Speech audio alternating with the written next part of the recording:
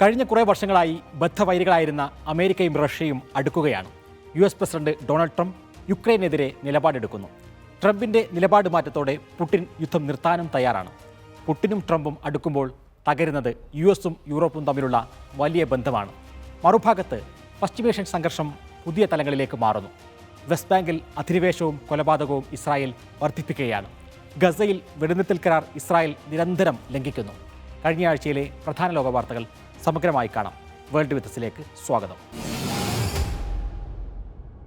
കഴിഞ്ഞയാഴ്ച സൗദിയുടെ തലസ്ഥാനമായ റിയാദ് അപൂർവമായൊരു യോഗത്തിന് വേദിയായി. അമേരിക്കയുടെയും റഷ്യയുടെയും ഉന്നത നേതാക്കൾ അവിടെ കൈകൊടുത്തു.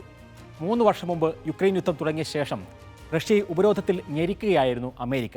എന്നാൽ സൗദിയിലെ യോഗത്തിൽ അമേരിക്കയും റഷ്യയും തമ്മിലുള്ള ശത്രുത അവസാനിപ്പിക്കാൻ ധാരണയായി. എംബസികളിൽ ജീവനക്കാരെ പുനഃസ്ഥാപിക്കാനും തീരുമാനിച്ചു. യുക്രൈൻ യുദ്ധം അവസാനിപ്പിക്കാൻ തയ്യാറാണ് എന്ന് റഷ്യ അമേരിക്കയെ അറിയിച്ചതാണ് നിർണായക നീക്കമായത്.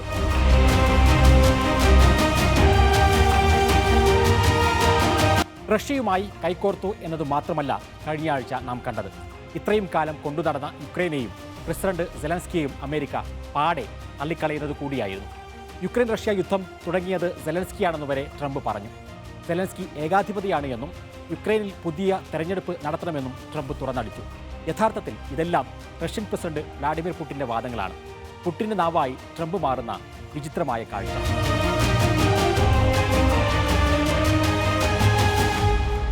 യുക്രൈൻ വിഷയം ചർച്ച ചെയ്യാൻ സൗദിയിൽ യോഗം ചേർന്നപ്പോൾ യുക്രൈനെയോ യൂറോപ്യൻ നേതാക്കളെയോ ക്ഷണിച്ചിരുന്നില്ല. ട്രംപ് റഷ്യക്കൊപ്പം നിൽക്കുന്നതിൽ യൂറോപ്യൻ നേതാക്കൾ കടുത്ത അതൃപ്തിയാണ് രേഖപ്പെടുത്തിയത്. ഇക്കാര്യം ചർച്ച ചെയ്യാൻ മാത്രം യൂറോപ്യൻ നേതാക്കൾ പാരീസിൽ അടിയന്തര യോഗം ചേർന്നു. യുക്രൈനും റഷ്യക്കും ഇടയിൽ സൈനിക വിമുക്ത ബഫർ സോൺ സ്ഥാപിക്കണമെന്നും ഇതിനു വേണ്ട പണം നാറ്റോ അംഗത്വമുള്ള യൂറോപ്യൻ രാജ്യങ്ങൾ വഹിക്കണം എന്നുമാണ് ട്രംപ് പറയുന്നത്. അമേരിക്ക പണമിറക്കിയുള്ള നാറ്റോ സംവിധാനം തന്നെ വേണ്ടെന്നും ട്രംപ് പ്രഖ്യാപിച്ചിട്ടുണ്ട്.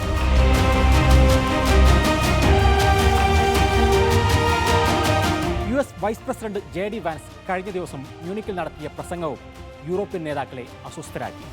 യൂറോപ്യൻ ജനാധിപത്യം അപകടത്തിലാണെന്ന് വാൻസ് പറഞ്ഞു. യൂറോപ്പ് അഭിപ്രായ സ്വാതന്ത്ര്യത്തിൽ നിന്ന് പിന്നോട്ട് പോവുകയാണ് എന്നും കുടിയേറ്റം പ്രോത്സാഹിപ്പിക്കുകയാണ് എന്നും വാൻസ് വിമർശിച്ചു.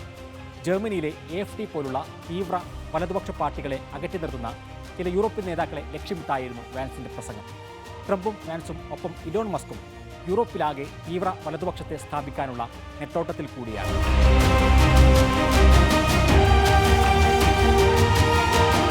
ഗസയിൽ തടവിലായിരിക്കെ കൊല്ലപ്പെട്ട ബന്ദികളുടെ മൃതദേഹം കൂടി ഹമാസ് ഇസ്രായേലിന് കഴിഞ്ഞയാഴ്ച വിട്ടുകൊടുത്തു. യുദ്ധക്കുറ്റവാളി നെതന്യാഹുവിന്റെ സൈന്യം യുദ്ധ വിമാനങ്ങളിൽ നിന്ന് മിസൈൽ വർഷിച്ചാണ് ഇസ്രായേലിന്റെ കുഞ്ഞുങ്ങളെ വരെ കൊന്നത് എന്ന ഹമാസിന്റെ സന്ദേശം കൈമാറ്റ ചടങ്ങിൽ പ്രദർശിപ്പിച്ചിരുന്നു.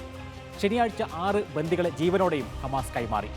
മോചിതനായ ഇസ്രായേൽ ബന്ദി ഹമാസിന്റെ അൽഖസാം ബ്രിഗേഡ് അംഗത്തിന് ചുംബനം നൽകുന്ന ദൃശ്യവും ലോകം കണ്ടു.